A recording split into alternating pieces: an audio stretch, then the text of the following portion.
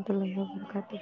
Selamat pagi semuanya, salam kenal. Jadi di bagian kedua semester ini, kalian pengajarnya ganti ya, dari Pak Dian kemarin, kemudian aku, Agus Rifani, dan ini materinya tentu lebih sulit dibandingkan sebelum UTS. Jadi kalian meluangkan waktu yang lebih banyak untuk mempelajari materi ini. Nah, dan juga fisika dasar yang kedua ini, Fisdas 2, untuk yang tahun ini, itu kurikulumnya baru dibandingkan yang tahun lalu. Jadi ada 2 minggu pertemuan, nanti materinya beda dengan materi kakak tingkat kalian.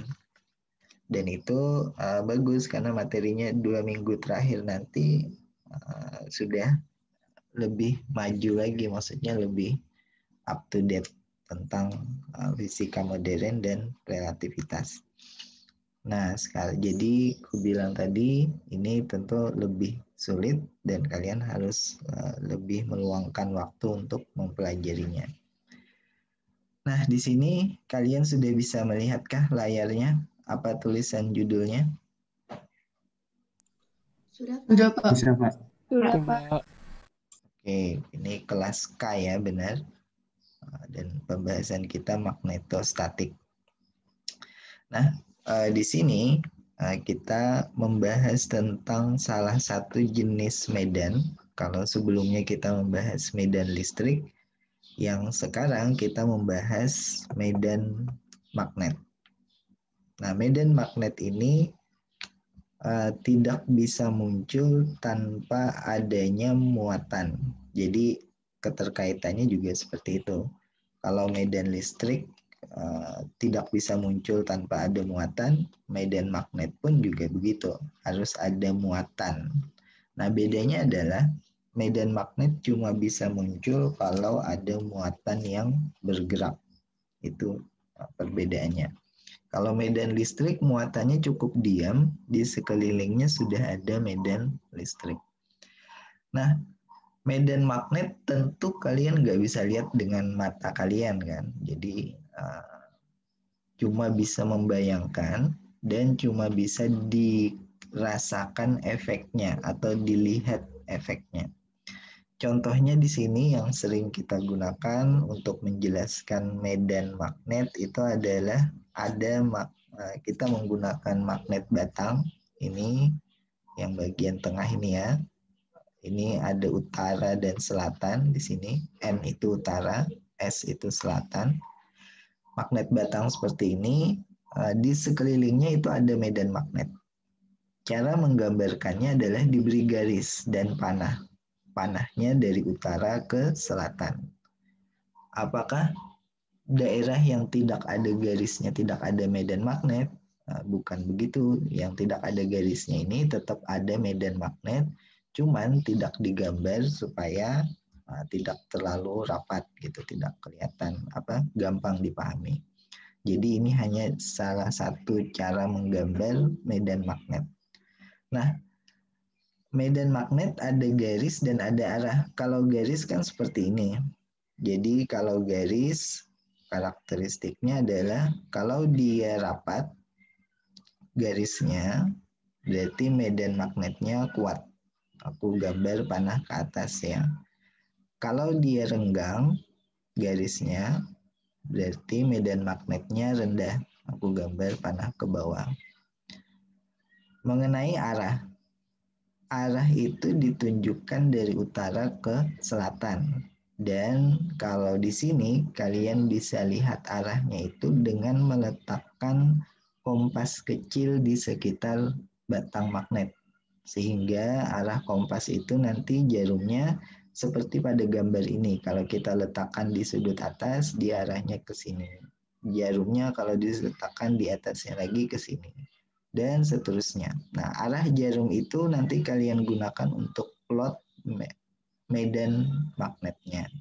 Jadi arahnya itu dari utara ke selatan. Nah, medan magnet kalau ingin dilihat juga biasanya percobaan mungkin seperti yang ada di gambar ini. Jadi dicoba dihamburkan serbuk besi di sekitaran magnet batang. Tapi magnet batangnya diletakkan di bawah plastik transparan misalnya atau kaca transparan.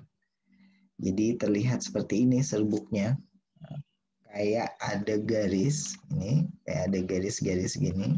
Tapi sebetulnya ini adalah tumpukan dari serbuk besi, bukan garis medan magnetnya. Jadi kelihatannya saja seperti garis karena dia mengikuti arah dari medan magnet. Nah, cuman di sini arahnya kan nggak kelihatan. Ini kalau kita gambar arah, berarti panahnya seperti ini. Dari utara ke selatan, ini utaranya, ini selatannya. Ini juga nih, ini utaranya, berarti keluar di sini, dan ini selatan. Nah, satu lagi properti garis medan magnet yang aku lupa sebutkan adalah garisnya tidak boleh terpotong. Jadi kalau kalian lihat gambarku ini terpotong kan, ini tidak boleh sebenarnya. Jadi garis medan magnet itu harus sambung menyambung seperti ini. Jadi tidak boleh terpotong. Makanya kalau kalian lihat gambar yang tadi, yang sebelumnya, ini tidak ada garis yang terpotong. Di sini terpotong untuk menghemat gambar aja dia. Jadi disederhanakan gambarnya. Ini sebenarnya sambungannya adalah seperti ini gitu. Nah, sini. Begitu juga yang di bawah ini sambungannya adalah seperti ini. Jadi itu syarat garis medan magnet tidak ada yang terpotong garisnya. Oke. Nah, sekarang biar aku dapat feedback, aku ingin kita periksa pemahaman kalian. Jadi ini adalah pertanyaannya, yaitu sebuah jarum kompas utara dan selatan. Ini utaranya ya, ini selatannya. N itu utara, S itu selatan. Ini jarum kompas. Didekatkan dengan satu batang yang bermuatan positif di sini. Makanya kalian lihat ada muatan positifnya. Nah, apa yang terjadi pada jarum kompas tersebut? Apakah A berputar berlawanan arah jarum jam, ini ya, yaitu N mendekati positif, berarti dia berputar ke sini.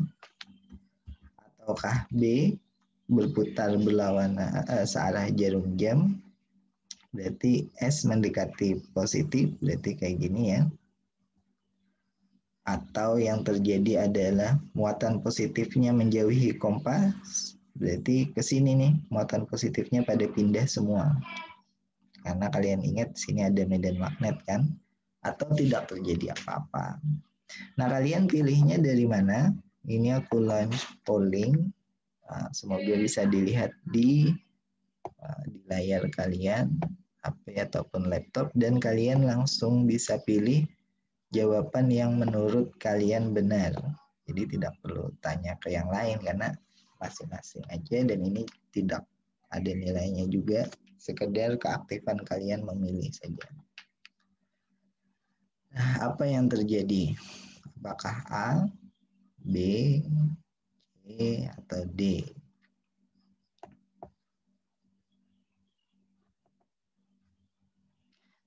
Dan masing-masing dipilih.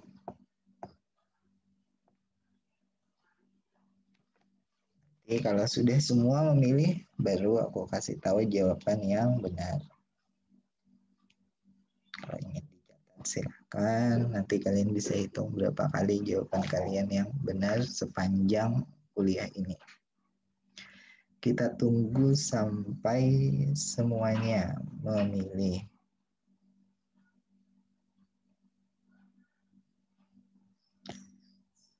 Tidak perlu tanya yang lain, cukup pendapat pribadi aja. Yang menurut kalian benar, yang mana?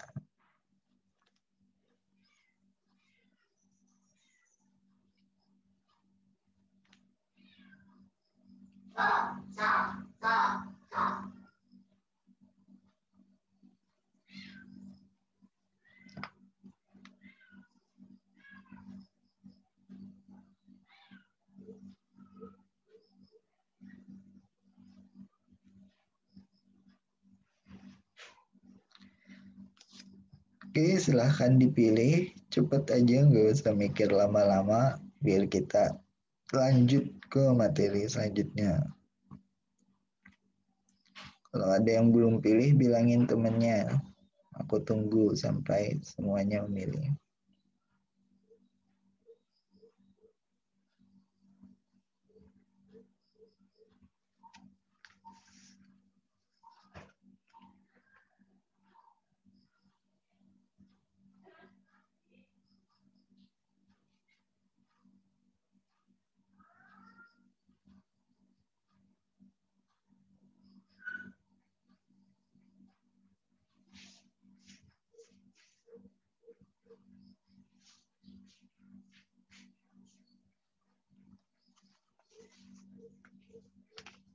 Baru 73% yang memilih.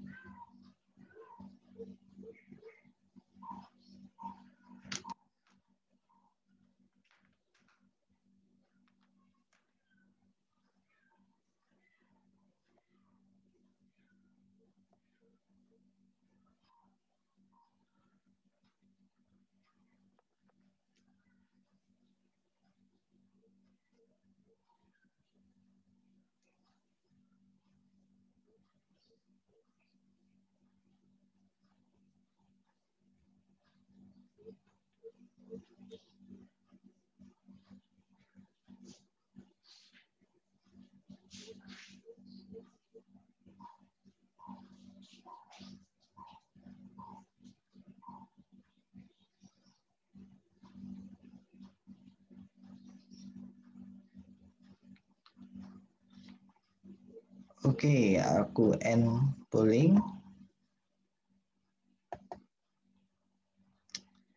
Jadi yang menjawab A itu 12 orang, yang menjawab B 19 orang, yang menjawab C 4 orang, yang menjawab D 3 orang. Nah, jawaban yang benar itu adalah yang 3 orang ini, tidak terjadi apa-apa. Kenapa? Karena di sini kita lagi membahas tentang medan magnet, nih utara dan selatan ya, yang bekerja pada muatan. Nah, kalau muatannya diam seperti ini, tidak ada pengaruh apa-apa. Artinya di sini memang ada medan listrik. Nih, kalian sudah belajar kan, ada medan listrik di sini. Arahnya keluar. Oke, ini ada E, memang di sini ada B, arahnya dari utara ke selatan. Oke, kayak gini. Tapi keduanya ini tidak ada pengaruh apa-apa satu sama lain karena ini berbeda medannya. Jadi jawaban yang benar adalah tidak terjadi apa-apa dan selamat untuk yang 3 orang. Jadi masing-masing ingat ya pilihan jawabannya. Ini tidak terjadi apa-apa, jadi tidak ada pengaruhnya ke muatan yang diam. Oke, kita lanjutkan. Nah, medan magnet itu tidak hanya pada magnet batang, tetapi juga pada bumi yang kita tempati. Jadi udah dikenal luas kan, bumi ini ada medan magnetnya. Dan medan magnet bumi ini bentuknya sama seperti magnet batang. Jadi ada garis medan yang keluar dari selatan bumi ke utara bumi. Ini selatan di bawah ya, ini selatan bumi, ini utara bumi. Nah, garis medan seperti ini seakan-akan di dalam bumi itu ada magnet batang, tapi sebenarnya di dalam bumi tidak ada magnet batang ya, ini cuma seakan-akan saja. Dan magnet yang melingkupi bumi seperti ini sangat berguna bagi bumi untuk melindungi kita dari partikel yang datang dari matahari atau partikel yang datang dari bintang misalnya. Kalau enggak, kita kena radiasi setiap hari. Nah, untungnya ada medan magnet yang melindungi bumi. Dan di bagian utara maupun selatan sini, karena dilindungi oleh medan magnet ini, di sini biasanya muncul aurora. Jadi kalau kalian lihat di YouTube ada aurora di langit utara dan selatan, itu adalah akibat partikel elektron ini tadi, itu masuk dalam atmosfer bumi dan masuknya di kutub utara maupun selatan. Nah, ini sekedar pengetahuan saja, dan kompas itu bekerja ya dengan prinsip seperti ini, yaitu dia menunjuk pada arah medan magnet bumi. Oke, sekarang kita masuk ke bagian yang kedua. Mungkin aku tulis bagian yang kedua ya, yaitu muatan bergerak dalam medan magnet. Dan ingat, medan magnet itu adalah vektor. Makanya di sini aku tuliskan B. Kalau tulisan di buku kan tebal B-nya. Kalau di sini B dengan panah di atas. Nah, kalau ada muatan bergerak dalam medan magnet, maka dia mengalami ini gaya magnet. Dan gaya magnet ini arahnya harus tegak lurus dengan dua besaran yang lain. Ini aku tulis gaya magnet tegak lurus dengan yaitu B-nya sendiri dan tegak lurus juga dengan kecepatan dari muatan yang bergerak tersebut. Contoh di bawah ini adalah gambar muatan positif. Ini lingkaran kecil muatan positif bergerak dengan kecepatan V, panah warna merah, di dalam medan magnet B yang arahnya ke kanan, panah warna hijau. Ini V, B ke kanan. Nah, dia mengalami gaya magnet atau biasa dikenal juga gaya Lorentz ya, arahnya ke atas. Nah, di sini kalau kita lihat secara muatan, karena muatan itu ada positif, ada negatif, maka arah dari gaya Lorentz-nya tentu berbeda. Ini kalian lihat di gambar yang B, yaitu gambar yang ini. Kalau ada medan magnet arahnya ke kanan layar ini dengan sudut seperti ini ya, dan muatan negatif, muatan positif bergerak dari bawah ke atas. Ini V-nya, kecepatannya kelihatan vektornya dari bawah ke atas, maka dia akan mengalami gaya magnetik FB di sini, yaitu yang panah warna biru. Apakah gaya magnetiknya ke kanan atau ke kiri tergantung dari muatannya, apakah dia positif atau dia negatif. Nah, bagaimana menentukannya? Cara menentukannya kita dengan menggunakan persamaan perkalian silang. Jadi sekarang sudah harus membuka kembali ya perkalian silang itu apa. Perkalian silangnya bagaimana? Ini rumusnya. Jadi kalian lihat di sini perkalian silang yang dimaksud itu adalah FB ini, yaitu Q muatannya dikalikan dengan V kecepatan dikroskan dengan B. Nah, perkalian silang seperti ini kalau kita hanya ingin menghitung besarnya saja, yaitu besar gaya magnetik yang bekerja pada satu muatan, maka kita bisa gunakan persamaan yang di bawah ini, yaitu Q muatannya dikalikan V kelajuannya dikalikan sin theta, yaitu sudut antara V, nih kalian lihat gambar yang paling kiri ya, sudut antara kecepatan dengan medan magnet. Ini ada theta di sini. Nah, tetanya ini berapa? Kalian masukkan di rumus ini. Q muatan berapa kolom, V kecepatan berapa meter per detik, dikalikan sin sudutnya 30 derajat misalnya, maka kalian dapat menghitung gaya magnet besarnya saja. Nah, namun untuk menghitung arahnya, kalian harus menggunakan persamaan perkalian silang ini. Nah, caranya bagaimana? Ini perkalian silang paling gampang kalau kalian sudah memahaminya terlebih dahulu ya maksud perkalian silang ini. Jadi secara sederhana di sini kita lihat ada V kecepatan dikroskan dengan B. Kalau kecepatan dikroskan dengan B, berarti cara menggambarnya, kita ambil contoh yang gambar sebelah kiri ya. Gambar sebelah kiri yang ini ada V dikroskan dengan B. Berarti vektor kecepatan dikroskan ke arah B, arahnya seperti ini ya, diputar. Jadi kalian bayangkan seakan-akan vektor kecepatan ini, panah ini yang warna merah diputar mendekati yang warna hijau, yaitu medan magnet, itu adalah V cross B maksudnya.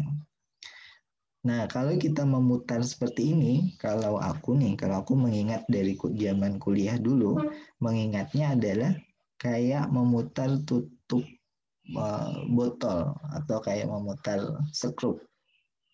Jadi kalau memutar skrup dengan arah berlawanan jarum jam seperti ini, kayak memutar tutup botol atau memutar skrup berlawanan arah jarum jam, maka tutup botolnya lepas ke atas atau skrupnya lepas ke atas. Nah, itulah gaya magnetik arahnya, jadi arahnya ke atas. Nah, ini secara visual gampang untuk menentukannya sebelum kita masuk di perhitungan matematisnya. Nah, kalau dia muatannya negatif, ini seperti gambar yang kedua ya, yang bagian B, maka di sini ada minus di depannya. Jadi untuk muatan negatif, di sini Q-nya negatif, minus 3 kolom misalnya. Kolomnya tidak usah ditulis. Minus 3 misalnya dikalikan kecepatan 5 meter per detik, dikroskan dengan, ini 5I misalnya, dikroskan dengan B, nilainya berapa. Nah, ini karena ada minus di depannya, maka arahnya nanti tentu berkebalikan. Jadi minus atau positif dari muatan itu mempengaruhi arahnya saja, berkebalikan atau tidak.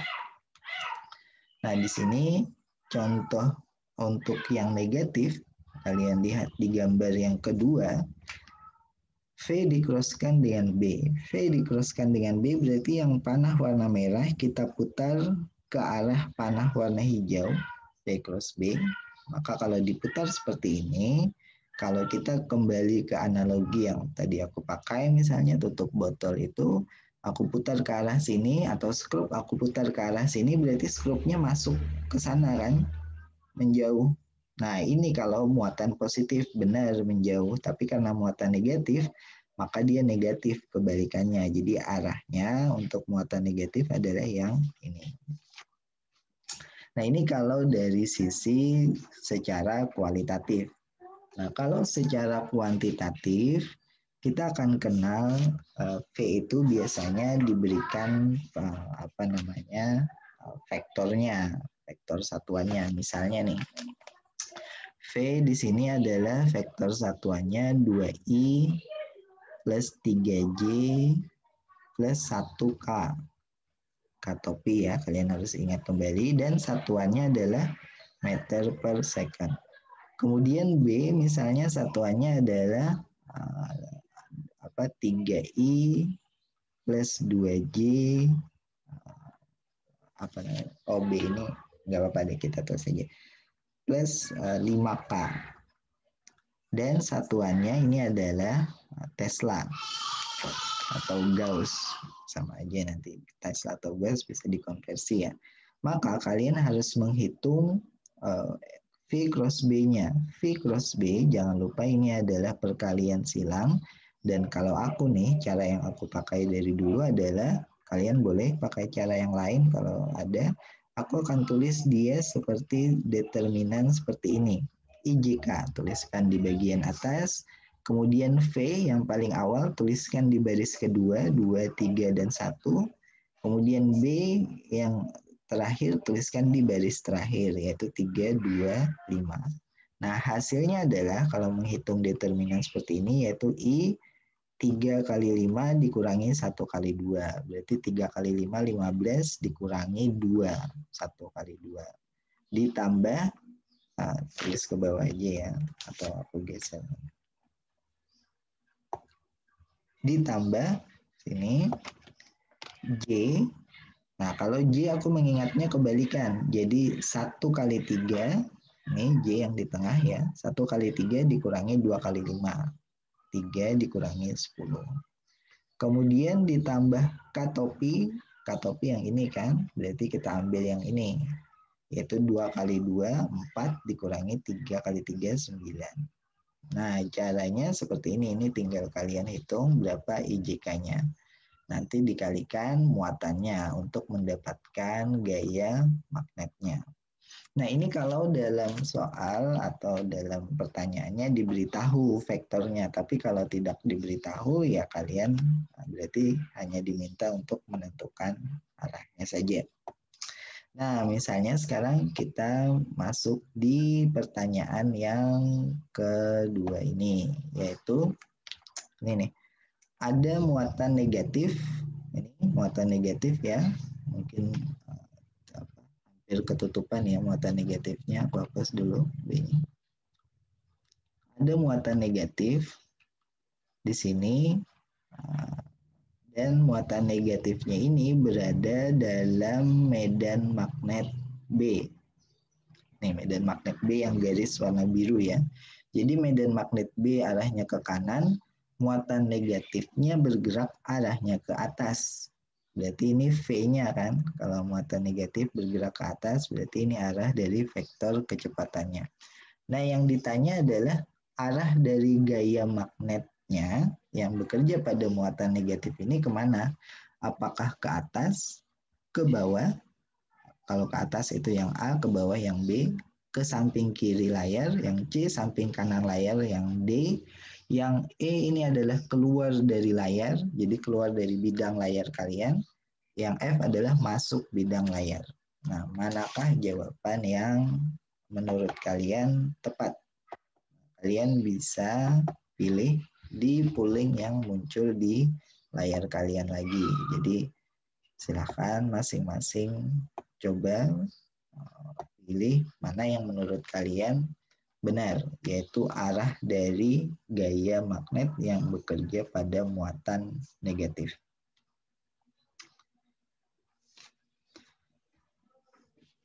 Silahkan dipilih, nanti jawabannya kita beritahu kalau sudah semuanya memilih.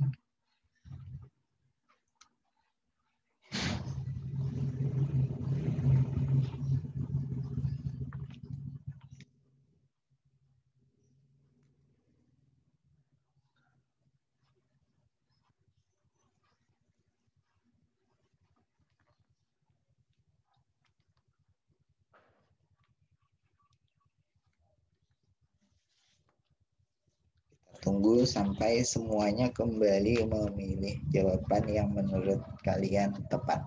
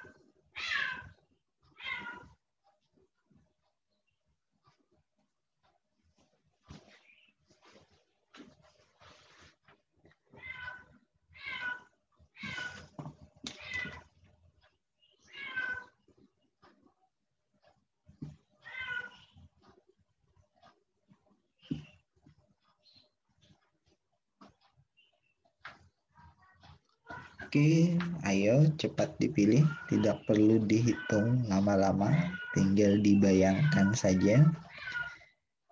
Kalau ada yang belum milih, kasih tahu temannya untuk segera dipilih.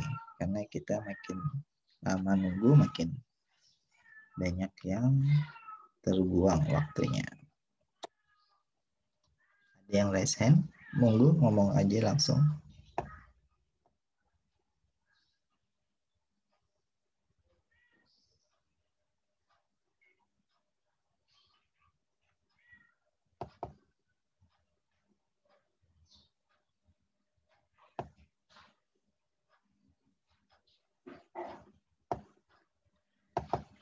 Silahkan dipilih sekarang mana yang menurut kalian benar. Ingat, rumusnya tadi adalah V cross B.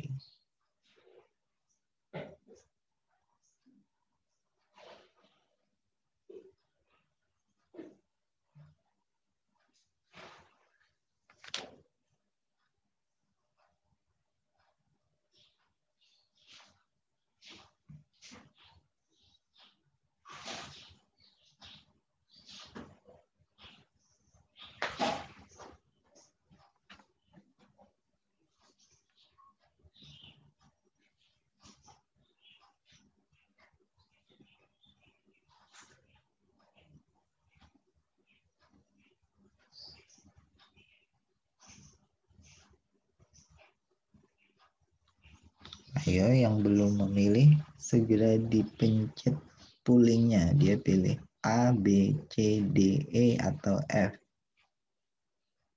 Kita teman-teman yang lain menunggu berarti ini.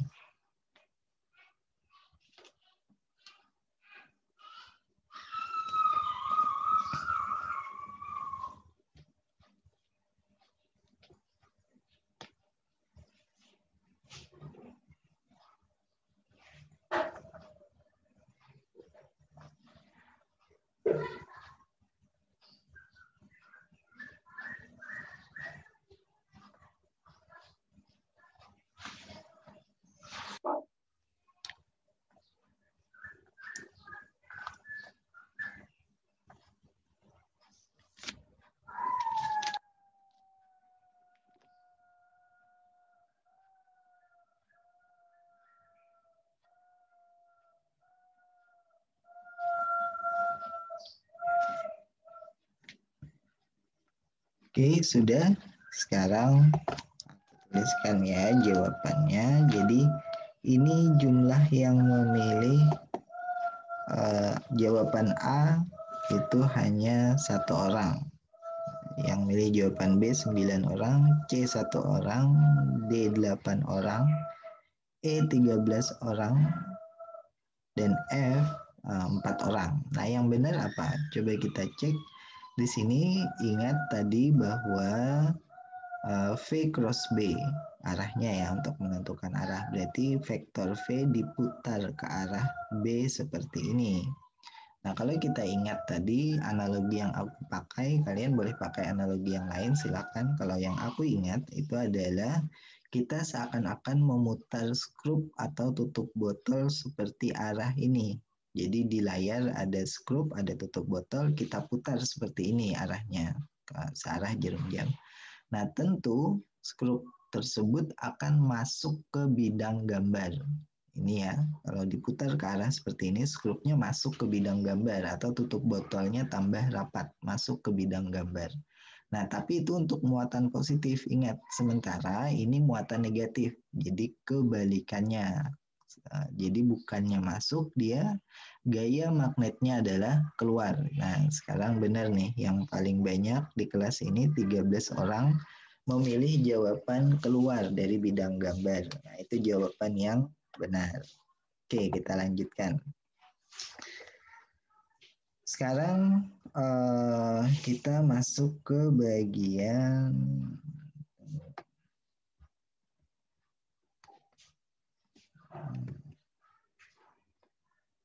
bagian ini. Jadi di sini kita punya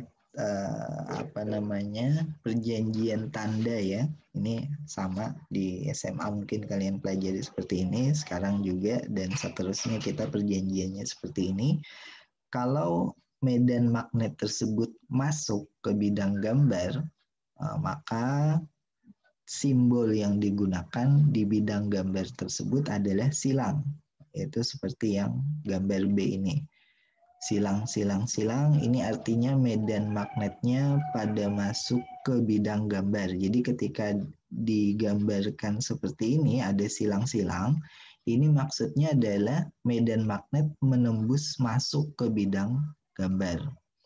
Nah, sementara kalau digambarkan medan magnetnya berupa titik-titik seperti ini, maka medan magnetnya berarti keluar dari bidang gambar. Nah, ini bedanya. Yang ini masuk silang, yang keluar titik. Oke, gunanya apa? Ketika nanti kita membahas di soal, maka kita akan ingat bahwa kalau silang itu berarti masuk. Nah, contohnya di sini. Di satu kasus atau satu kondisi di mana medan magnetnya masuk ke bidang gambar, ini ada medan magnet yang masuk ke bidang gambar, dan kalian lihat medan magnetnya homogen, atau dengan kata lain ini seragam, yaitu nilainya sama di semua titik di bidang gambar, silang-silang begini, maka muatan positif yang bergerak di dalam medan magnet seperti ini, yang V-nya tegak lurus dengan B, ya, ada V kecepatan, tegak lurus dengan B, yaitu B-nya tadi masuk ke dalam, V-nya ke arah atas, tegak lurus kan, yang satu masuk ke dalam, vektor medan magnet, vektor kecepatan arahnya ke atas, maka lintasan partikel ini akan membentuk lingkaran. Jadi dia akan bergerak dalam lintasan berupa lingkaran. Dan ini terjadi pada beberapa peralatan. Mungkin dicontohkan siklotron, mungkin ada yang lain, apalah. Tapi biasanya kita akan membahas secara sederhana bahwa muatannya bergerak dalam lintasan yang bentuknya melingkar. Nah, karena dia bergerak dalam lintasan yang bentuknya melingkar, maka kita bisa gunakan persamaan-persamaan gerak melingkar.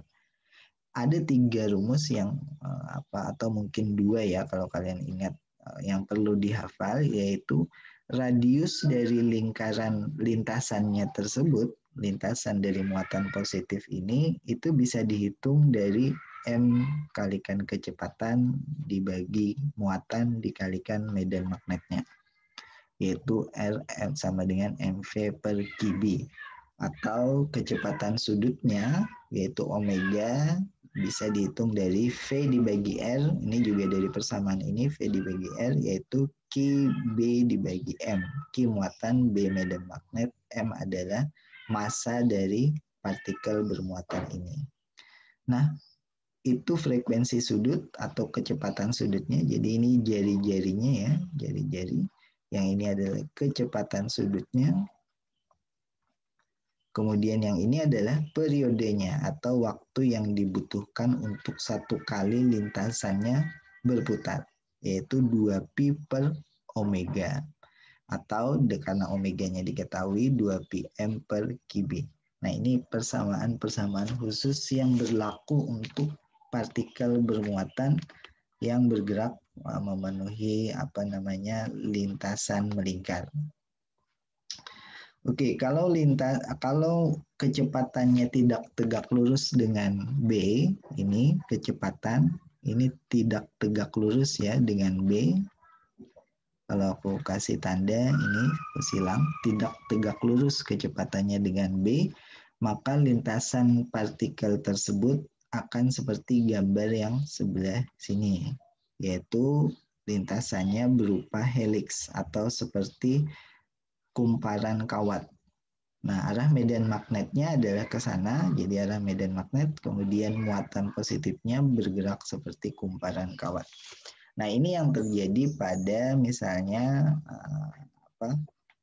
botol magnetik. Jadi ada yang namanya botol magnetik, tapi ini memang hanya digunakan di beberapa eksperimen di fisika atau yang terkait dengan medan magnet bumi. Jadi kalian lihat ini ada semacam kumparan, ini adalah lintasan dari partikelnya yang mengikuti garis medan magnet bumi. Jadi partikelnya terkurung di sini, bolak-balik bergerak di sini, dan dia tidak bisa lepas. Nah, ini karena geraknya tadi mengikuti arah dari medan magnet. Nah, ini sekedar pengetahuan aja. Oke, nah sampai di sini kita masuk ke bagian yang ketiga. Jadi di sini yang ketiga ya. Kalian mungkin nanti akan sedikit kebingungan membayangkan ini muatan yang bergerak atau ini medan magnet yang dihasilkan muatan atau apa. Tapi itu nanti kita di bagian kesimpulan akhir ya. Di sini ini adalah bagian yang ketiga yang kita bahas adalah kawat atau kabel ya berarus dalam medan magnet. Nah, kawat yang berarus dalam medan magnet ini digambarkan seperti gambar yang di bawah ini. Dia akan mengalami gaya magnetik sebesar Fb IL dikroskan B. Jadi hampir sama ya seperti tadi. V dikroskan B. Kalau ini adalah arus I dikalikan L dikroskan dengan B. Nah, L itu apa? L itu adalah vektor dari panjang kawatnya ini. Jadi panjang kawatnya punya vektor, atau kalau dia hanya dipilih komponen kecil di bagian kawat tersebut, ds misalnya, ini seperti gambar yang paling kanan ini ya, ada ds di sini, ini berarti arah dari komponen kecil dari kawat tersebut. Nah, sama di sini, ds dikroskan dengan b. Jadi vektor ds-nya mungkin diberitahu nanti atau vektor l-nya diberitahu. Nah, kalau kita lihat gambar yang sebelah kiri ini, gambar yang ada 3 kawat ini, kalian perhatikan kalau tidak ada arus, ini gambar yang B ya, I-nya sama dengan 0, maka pada kawat tidak terjadi apa-apa.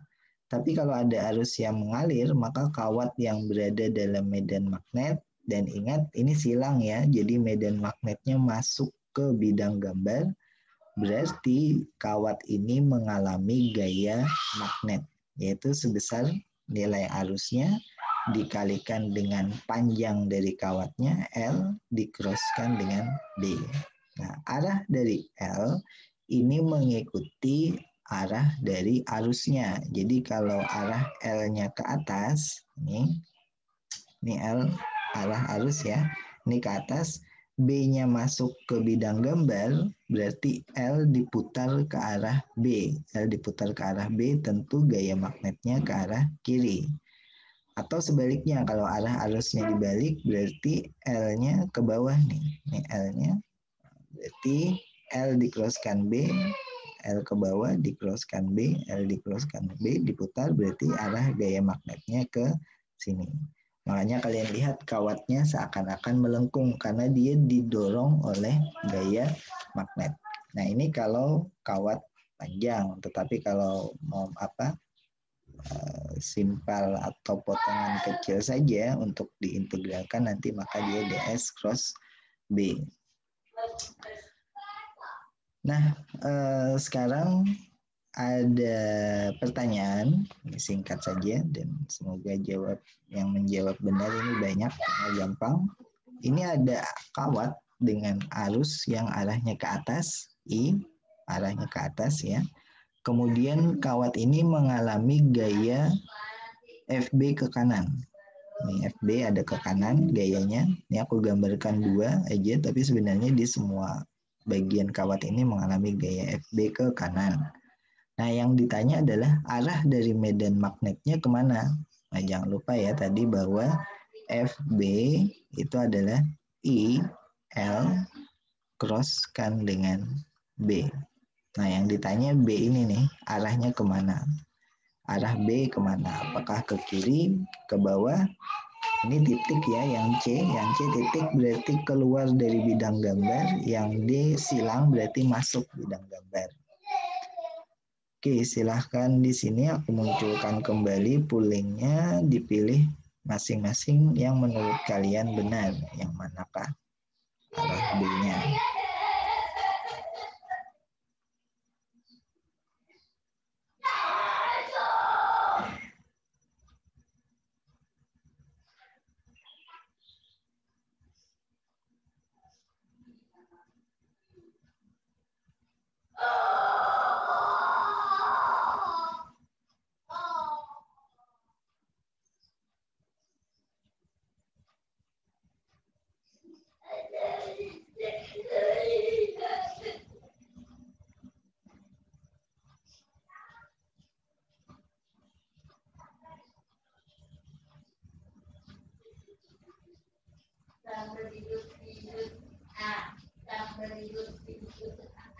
Ini kalau ada yang memilih E dan F, ini nggak ada pilihannya E dan F. Ini hanya A, B, C, D saja.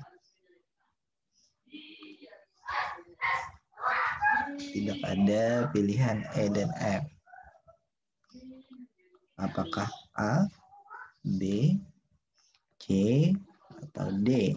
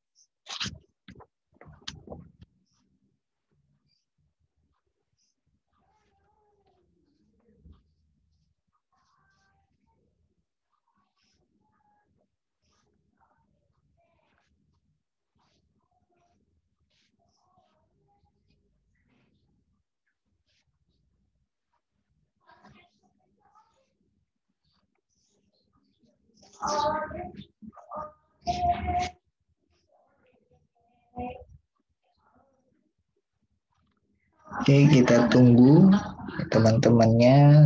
Mohon segera memilih jawabannya yang menurut kalian benar, supaya tidak terlalu lama di pertanyaan ini.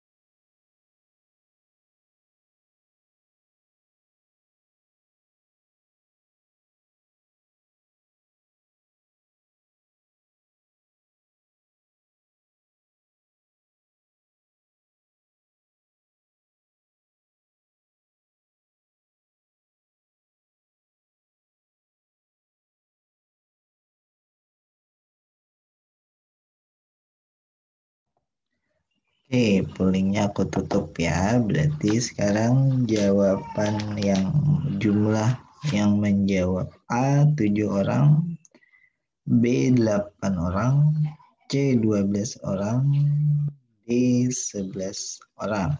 Nah, sekarang kita lihat jawaban yang benar yang mana. Di sini arus arahnya ke atas. Oke, I arahnya ke atas. Berarti aku gambar di sini I arahnya ke atas. Ini I. Karena itu L itu arahnya ke atas juga. Ingat ya prinsip ini L arahnya ke atas juga. Nah, supaya gaya magnetnya ke kanan, berarti L ini harus diputar apakah untuk gaya magnet masuk atau keluar. Pilihannya hanya itu. Jadi bukan A dan B ya jelas. Pertanyaannya menjadi apakah medan magnetnya ini masuk atau keluar supaya gaya magnetnya ke kanan. Nah, kalau kita ingat prinsip L dikroskan dengan B, maka supaya gayanya ke kanan itu adalah kayak memutar skrup tadi ya, aku bilang L itu harus diputar ke depan sini. Artinya B-nya itu keluar bidang gambar. Ini B, kalau boleh aku gambar vektornya. B itu adalah keluar bidang gambar. Jadi kalau dia ke B-nya keluar bidang gambar, L dikroskan dengan B itu seperti memutar skrup atau tutup botol, berarti FB-nya ke kanan. Nah, kalau keluar bidang gambar berarti simbolnya adalah berupa titik. Ya, artinya jawaban yang benar itu adalah yang C. Di sini 12 orang benar. Terima kasih. Jadi udah lumayan paham ya 12 orang ini mestinya bahwa jawaban yang benar adalah yang keluar bidang gambar, yaitu simbolnya adalah titik. Ingat kalau masuk bidang gambar simbolnya adalah silang. Perhatikan itu. Oke, sekarang kita lanjutkan. Jadi di sini apa namanya? Kita masuk sekarang ke bagian yang ini. Nah, ini bagian yang keempat mungkin ya. Jadi di bagian yang keempat ini topiknya beda. Topiknya adalah ini aku tulis yang keempat.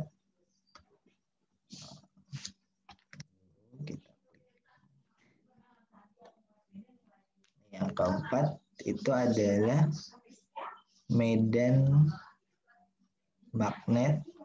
Ini medan magnet yang dihasilkan dari kawat berarus. Nah, di sini medan magnet yang dihasilkan adalah tunggu bentar ya.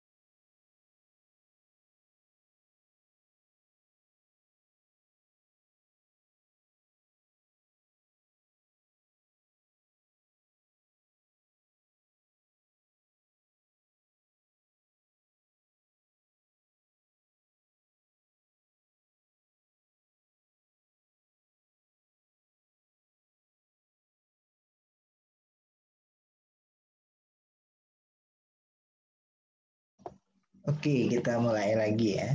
Jadi sekarang di bagian yang keempat ini adalah medan magnet yang dihasilkan dari kawat berarus. Jadi kalau tadi gaya magnet ya yang dialami oleh kawat berarus, kalau sekarang medan magnet yang dihasilkan dari kawat berarus. Kalau kalian bingung, nggak masalah. Jadi memang ini agak membingungkan di awal, tapi nanti kalian bisa mengelompokkannya ini maksudnya apa sih. Jadi ini adalah medan magnet yang dihasilkan dari kawat berarus. Jadi suatu kawat di dalamnya ada arus, dia menghasilkan medan magnet di sekitarnya. Nah, cara yang paling gampang itu adalah kalau kita punya kawat berarus membawa I arahnya ke atas misalnya, nih, maka medan magnet yang dihasilkan itu adalah melingkar seperti ini. Jadi caranya kalau aku membayangkan analoginya itu adalah seperti ibu jari yang diarahkan ke atas, ini tangan kanan ya, ibu jari diarahkan ke atas, kemudian keempat jarinya menggenggam kawat tersebut. Jadi keempat jari menggenggam kawat, itu adalah arah dari medan magnetnya. Jadi arah dari keempat jari itu adalah arah medan magnet, arah dari ibu jari itu adalah arah dari arusnya. Jadi ibu jari ke atas, medan magnet itu keempat jari tadi memutari kawat berarus tersebut. Nah, dari sini apa namanya? Kita bisa ambil satu persamaan, ini persamaan yang baku. Jadi persamaannya adalah ini biasa dikenal dengan hukum Biot, tulisannya Biot-Savart atau Bayer-Savart, mu 0/4 pi. I arusnya, ds adalah panjang vektor dari kawatnya, dikroskan dengan vektor R. Vektor R itu adalah vektor yang bergerak dari titik kawatnya ke titik B yang ditanyakan, dibagi dengan jaraknya R kuadrat.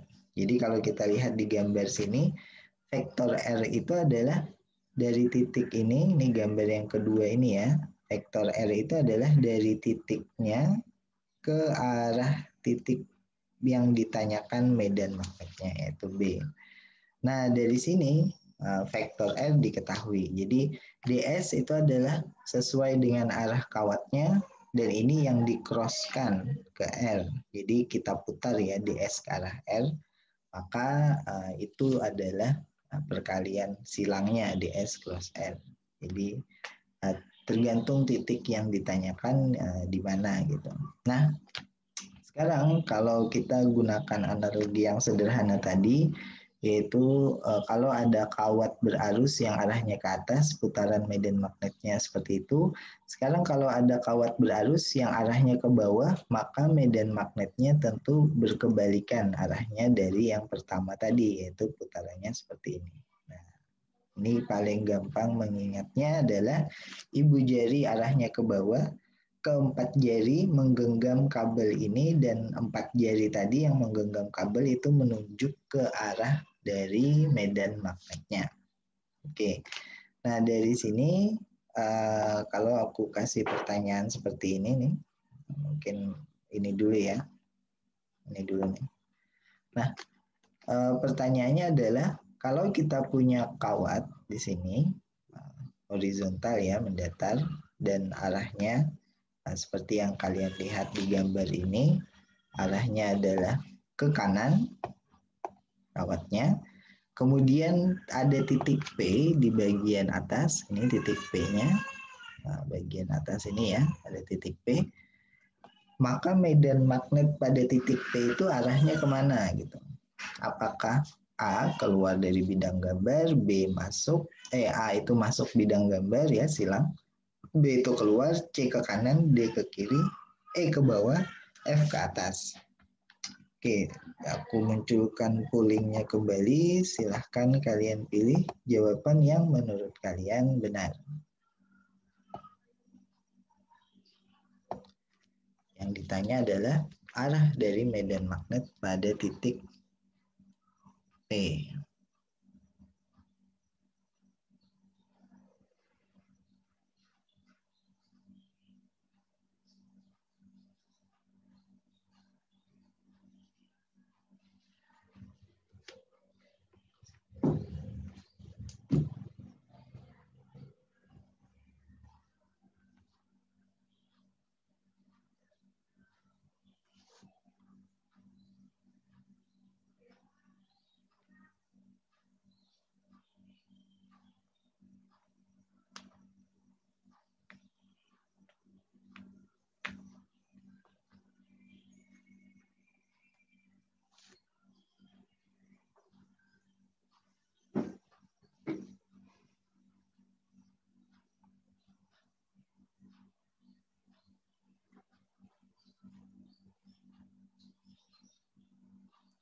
Jadi silahkan dipilih masing-masing. Cepat aja, tidak perlu dihitung karena ini hanya secara kualitatif arahnya kemana.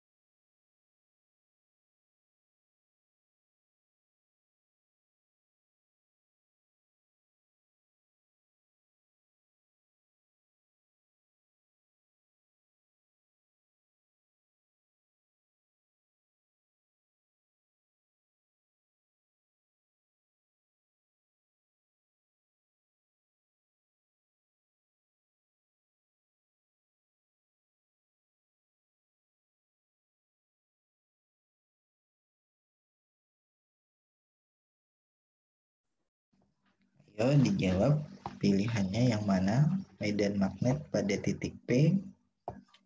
Kita tunggu teman-teman yang belum menjawab.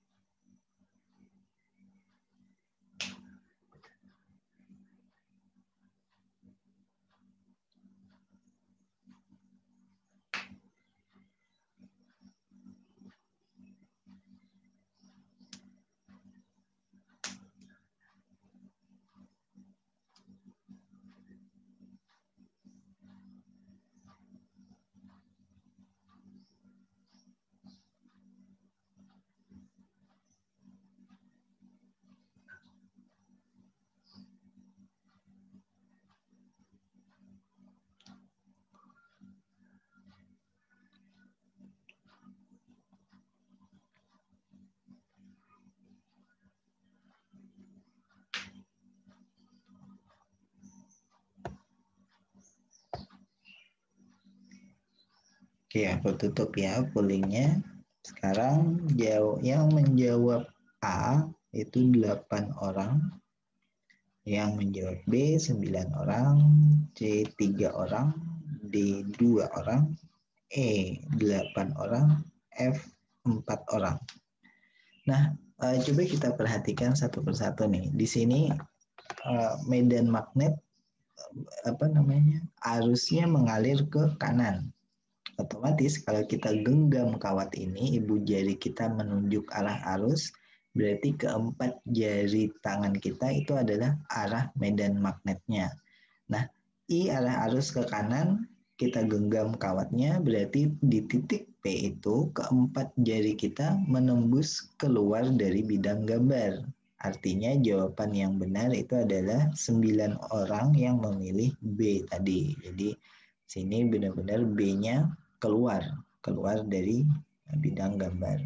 Nah, kalau ditanya di bawah kawat ini, yaitu titik K misalnya, berarti ini masuk bidang gambar B-nya. Oke, jadi kalau di bawah masuk, kalau di bagian atas itu keluar dia.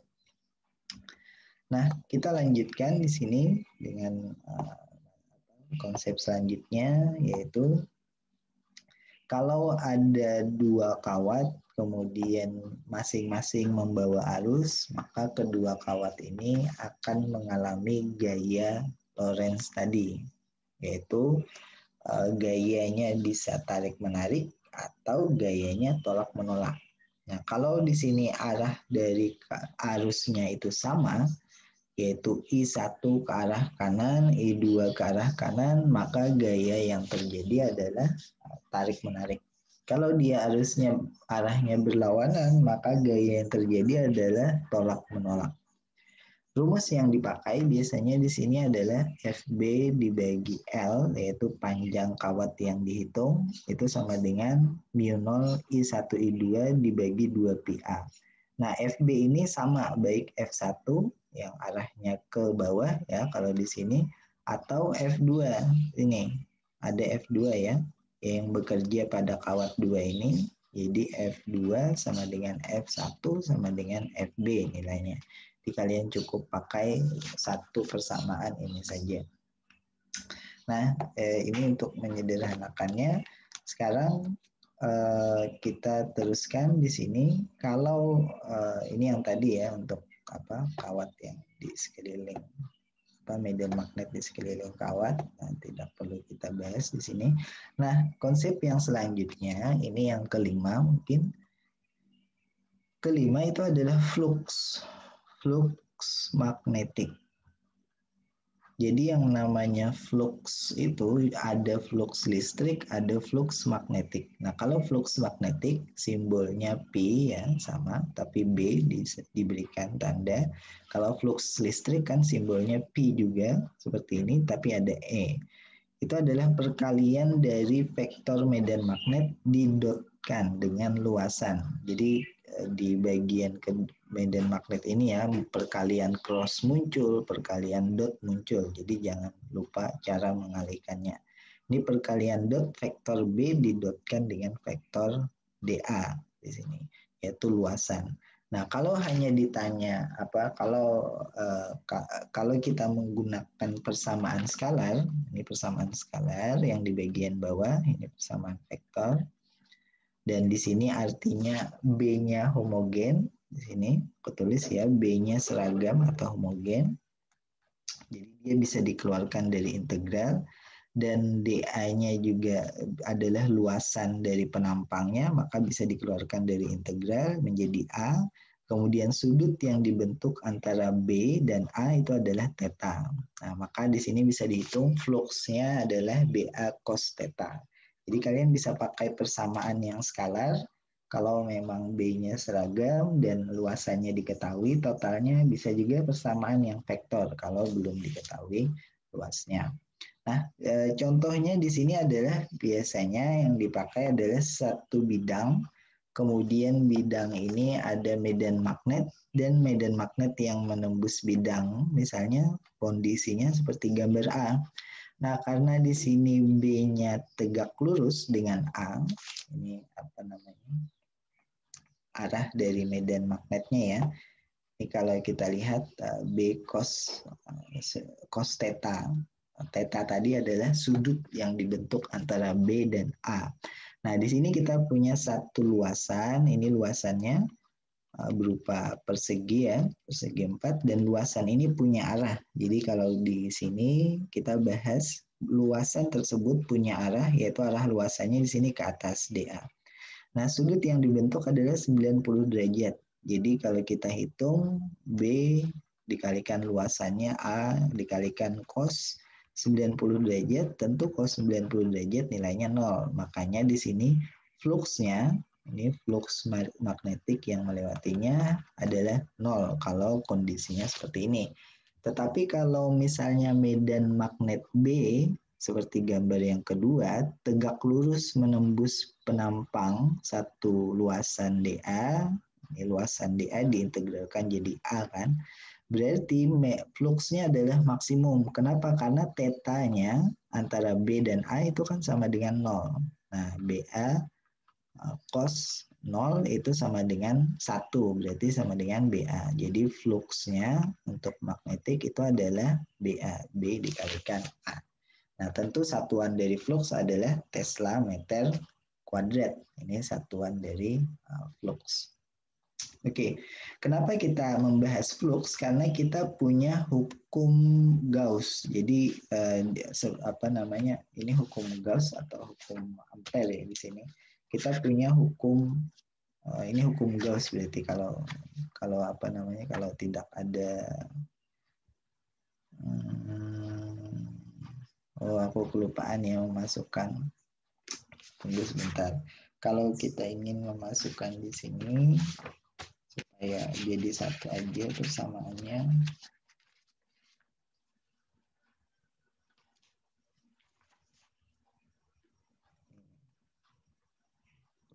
Memasukkan yang bagian atas tadi ya. Kita ubah aja ke bawah.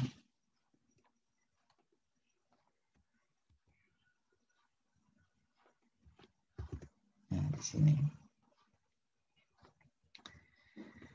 Jadi kita punya, kenapa kita ingin menghitung flux tadi? Karena kita punya dua hukum ini. Yang pertama ini adalah hukum Ampere. Ampere nama orang ya. Yang kedua ini hukum Gauss. Bedanya apa? Kalau hukum Ampere ini itu adalah integral tertutup B dot ds dikalikan mu 0 I. Jadi ini mengukur vektor B didotkan dengan vektor elemen panjang ya ds itu sama dengan mu 0 I. Kalau hukum Gauss itu adalah flux tadi yaitu integral tertutup B dot dA. Nah, yang tadi kita bahas itu adalah flux untuk hukum Gauss, integral tertutup B dot dA. Kenapa kita bahas ini? Karena salah satu prinsip dalam medan magnet itu adalah medan magnet itu tidak pernah punya kutub satu aja. Pasti kutubnya itu selalu dua, utara dan selatan. Ini kalaupun kita potong menjadi dua, kalian akan menemukan utara selatannya tetap terbentuk masing-masing di potongan tersebut. Jadi kalau dipotong misalnya, ini selatan saja, kemudian ini magnetnya potongan satunya ini utara saja, ini tidak bisa terjadi seperti ini. Tapi yang terjadi adalah selalu terbentuk utara dan selatan. Dan ini alasannya kenapa secara matematis kita bisa hitung bahwa flux yang tertutup di dalam dalam medan magnetnya ini itu hasilnya adalah 0. Nah, ingat flux tadi kan menghitung medan yang menembus satu permukaan. Nah, di sini permukaan yang dicontohkan di gambar 2, ini permukaannya sembarang. Ini kalau kalian perhatikan jumlah medan yang menembus itu akan sama dengan jumlah medan yang keluar dari bidang gambar ini. Jadi yang menembus di sini, ini menembus masuk, ini menembus masuk. Nah, yang keluar juga jumlahnya sama seperti itu. Artinya kalau jumlah masuk sama dengan jumlah keluar, maka jumlahan dari fluxnya itu adalah 0. Jadi ini persyaratan dari hukum Gauss tadi untuk lingkaran yang tertutup. Makanya integralnya ada lingkarannya. Nah, sementara hukum Ampere ini membahas yang kita analogikan di atas dengan tangan tadi. Jadi kalau kita analogikan dengan tangan tadi itu, maka sebuah kawat berarus yang membawa arus sebesar I, di sekelilingnya itu akan muncul medan magnet. Nah, ini dihitung melalui hukum Gauss. Jadi besarnya B seperti ini, dan ini adalah arah dari medan magnetnya itu dihitung melalui hukum Gauss. Caranya bagaimana? kayaknya kalian tidak akan diminta untuk menghitung per komponen ini ya, tapi kita lihat aja nanti kalau pembahasan contoh soal. Di sini adalah B, ini vektor B-nya, kemudian ds-nya adalah lingkaran yang ini, lintasan kecilnya. Oke, jadi itu hukum Ampere. Nah, kalau begitu, kalau hukum Ampere seperti itu, yaitu integral atau jumlahan medan magnet yang mengelilingi satu kawat itu sebanding dengan arus yang ada di kawat tersebut. Jadi hukum Ampere sebenarnya sederhana aja. Oke, aku ingin mencoba kuis 4, tapi aku khawatir ini masih belum terlalu nyambung ya, tapi coba aja mungkin. Di sini urutkan nilai integral B.ds. Ini B-nya adalah medan magnet ya. .ds, ds adalah potongan dari lingkaran amperian atau lingkaran yang garis putus-putus ini. Dari paling besar ke paling kecil untuk setiap lintasan yang dipilih. Jadi di sini ceritanya ini ada kawat membawa arus, dan kawat membawa arus ini keluar dari bidang gambar. Makanya gambarnya berupa titik seperti ini. Ada titik, kemudian ini ada kawat. Nah, keluar dari bidang gambar ya kawatnya, arusnya. Nah, jadinya kita melihat seakan-akan sebuah titik, padahal itu adalah kawat yang membawa arus. Cuma dia persis keluar dari bidang gambar menuju arah kita yang melihat layar. Nah, kawat yang membawa arus ini kemudian di sekelilingnya kita gambarkan loop amperian. Jadi di sini ada A, B, C, D kan ya. A, B, C, D ini adalah masing-masing punya lintasan yang berbeda untuk menghitung B.ds. A ini, B seperti ini, separuh tapi di sini dilewati. Kemudian C lingkaran yang kecil, D adalah lingkaran yang besar. Bukan D, bukan lingkaran tapi segi 4. Oke, nah urutkan nilai integral B.ds ini dari yang paling besar ke yang kecil untuk setiap lintasan ini. Apakah mulai dari D yang kotak, D itu yang kotak ya, C B, atau ini aku tambahin yang F ya. Yang F ini, yang F-nya adalah D sama dengan C sama dengan A, kemudian B. Urutkan nilai integral B.ds dari yang paling besar ke yang kecil untuk setiap lintasan ini. Yaitu apakah D dulu yang paling besar? Ini pilihan A ya. Kalau pilihan A itu D yang paling besar, C, B, A. Kalau pilihan E tidak dapat ditentukan jika nilai I tidak diberikan karena nggak ada nilai I di sini. Yang F itu adalah D sama dengan C sama dengan A lebih besar daripada B. Oke, silahkan dipilih di sini. Aku launch lagi pollingnya.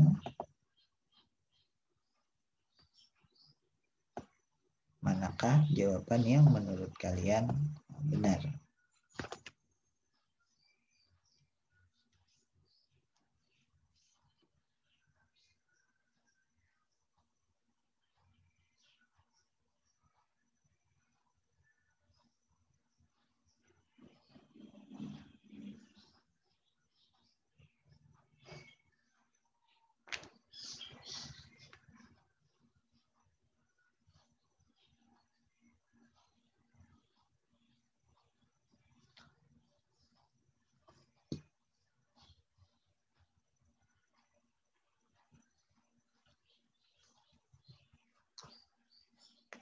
Ini terkait hukum Ampere ya sebenarnya. Nggak apa-apa kalau misalnya belum terlalu paham, tapi dari sini kalian belajar. Itu hukum Ampere, integral B.ds sama dengan mu 0 konstanta ya, mu 0 I.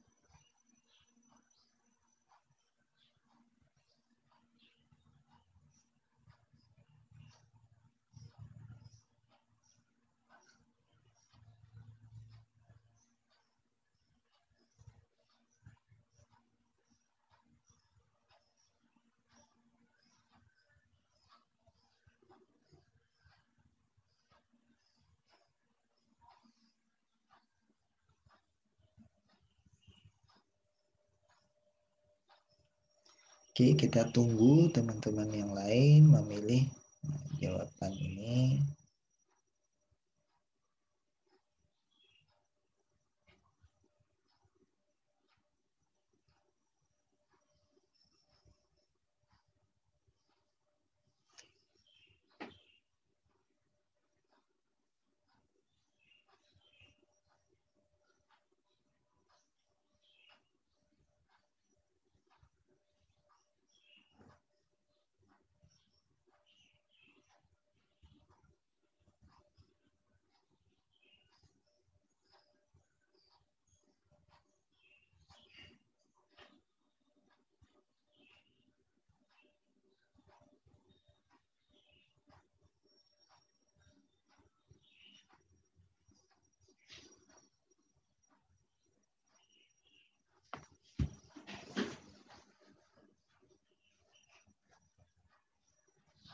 Oke, kita tunggu teman-teman yang lain yang belum jawab.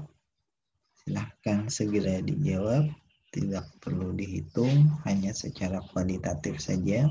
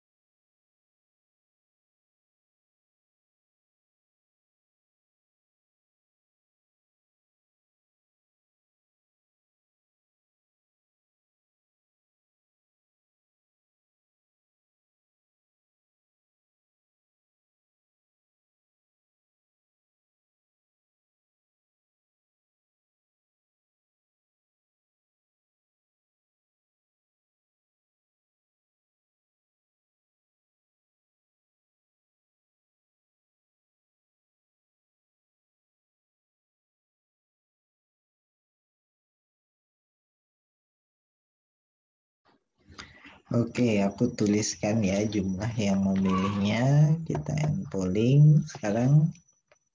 Jadi yang memilih jawaban A 10 orang, yang memilih jawaban B 6 orang, C 7 orang, D 2 orang, E 7 orang, dan F 1 orang.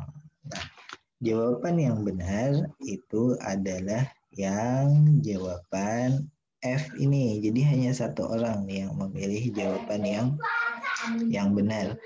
Kenapa begitu? Karena hukum Ampere, lihat rumus yang di bagian atas ini. Hukum Ampere itu adalah integral tertutup B dot ds mu 0 sama dengan mu 0 I. Jadi kalau diminta urutkan nilai integral tertutup B dot ds, itu sama aja kita mengurutkan mu 0 I.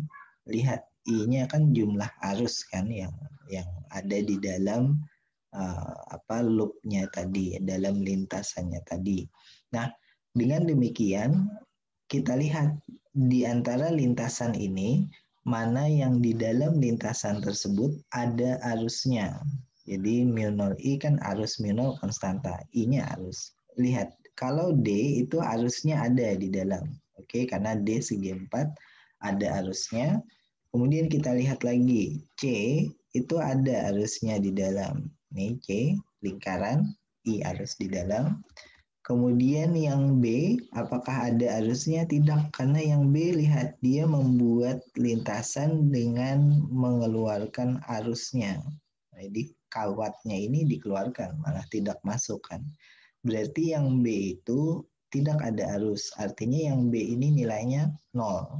Nah, kalau yang A bagaimana? Yang A, lihat lingkaran besar, ini ada arusnya. Jadi arusnya juga terliput di dalam lingkaran ini. Makanya jawaban yang benar adalah yang F, yaitu D itu ada arusnya sebesar I, C ada arusnya sebesar I, A ada arusnya sebesar I, sementara B itu 0. Nah, integral B dot ds itu adalah mu 0 dikalikan I, berarti ini mu 0, ini mu 0, ini mu 0. Ini nilainya sama semua nih antara ketiga-tiganya ini. Artinya apa? Artinya nilai dari B dot ds, integral B dot ds nilainya sama semua di antara ketiganya ini. Oke, nah dari sini kita sudah sampai di ujung materinya sebenarnya, tapi tentu kalian perlu nonton video perkuliahan yang diposting di LMS dan mengerjakan soalnya. Cuman sekarang aku pengen tahu dari kalian di sini progresnya sebenarnya sejauh mana sih kalau sekarang hari Kamis, tadi materi diposting hari Senin, progres kalian sampai sekarang dalam mempelajari LMS. Di LMS itu kan ada 2 video tuh. Video yang pertama terkait dengan video yang pertama terkait dengan sifat kemagnetan. Yang pertama, sifat kemagnetan dan gaya Lorentz. Video yang kedua adalah medan magnet induksi dan flux magnetik. Medan magnet induksi dan flux magnetik.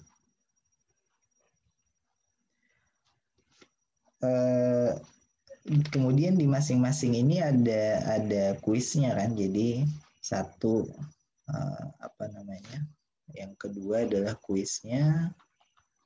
Ini yang ketiga, berarti yang keempat adalah kuisnya atau latihannya ya, sama aja kuisnya atau latihannya.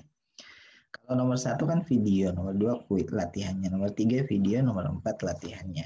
Nah, di kalian semua di sini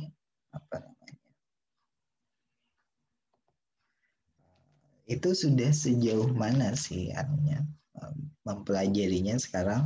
Apakah A, progres LMS kalian ya, di sini jawabannya nih. Apakah A itu sudah mempelajari 1, B sudah mencoba 1 dan 2, C sudah mencoba 1, 2, dan 3, 1 dan 3 nonton ya, 2 latihannya, ataukah D, kalian sudah nonton, latihan, sudah nonton lagi, dan sudah latihan lagi, mengerjakan ya. Ada 4 progres nih, dari atau yang E mungkin belum sama sekali, yang E 0, belum nonton, atau belum sama sekali.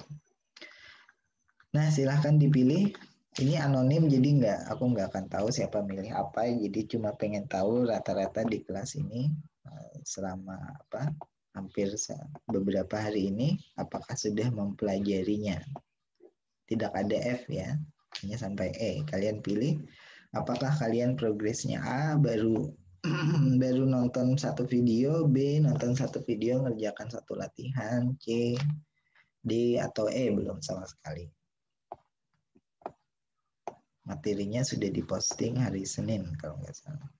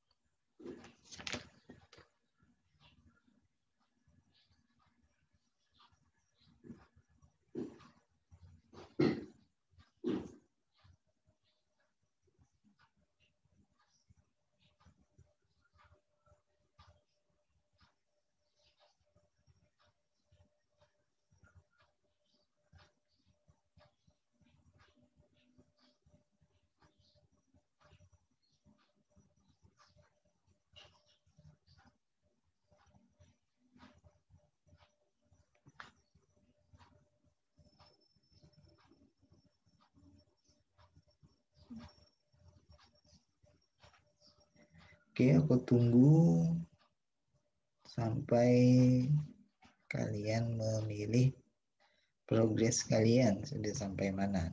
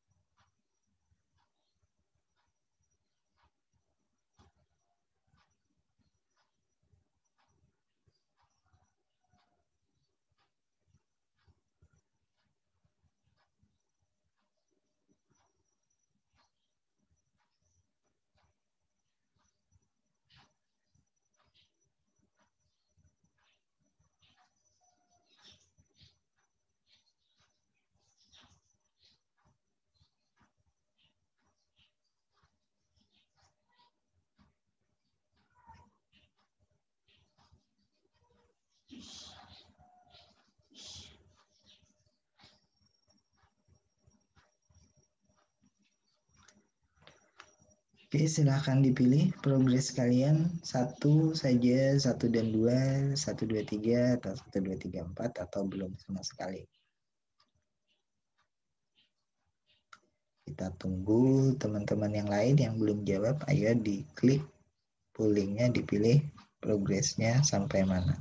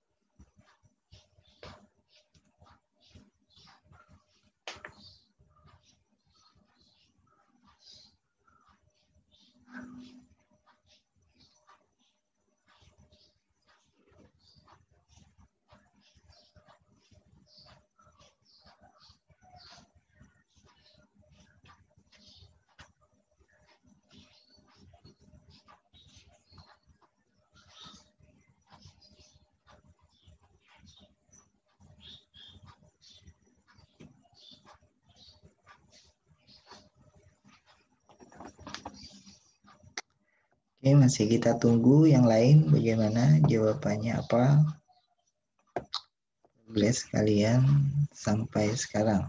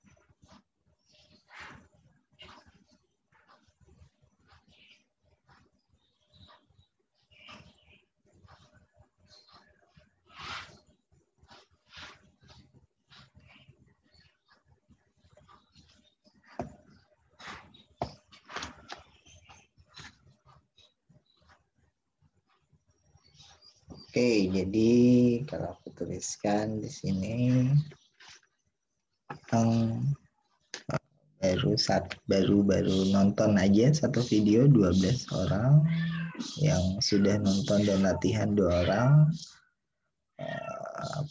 yang C sampai ketiga nonton video yang kedua berarti yang 4 orang, yang D 5 orang sini selesai semua nih. Yang E yang belum 11 orang. Oke. Nah, ini hanya ingin tahu aja progresnya sampai sekarang. Jangan lupa minggu ini kan masih ada waktu. Jadi silahkan ditonton dan dicoba latihan soalnya.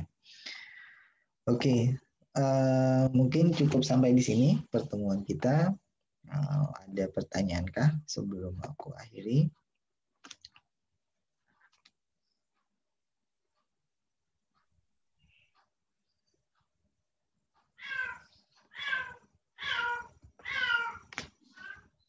Tidak ada pertanyaan.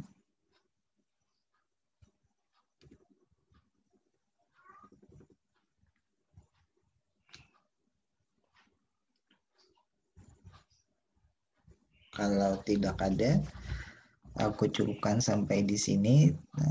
Terima kasih. Rekamannya bisa dilihat di YouTube. Nanti aku kasih linknya. Kalian bisa tonton ulang. Oke, assalamualaikum warahmatullahi wabarakatuh.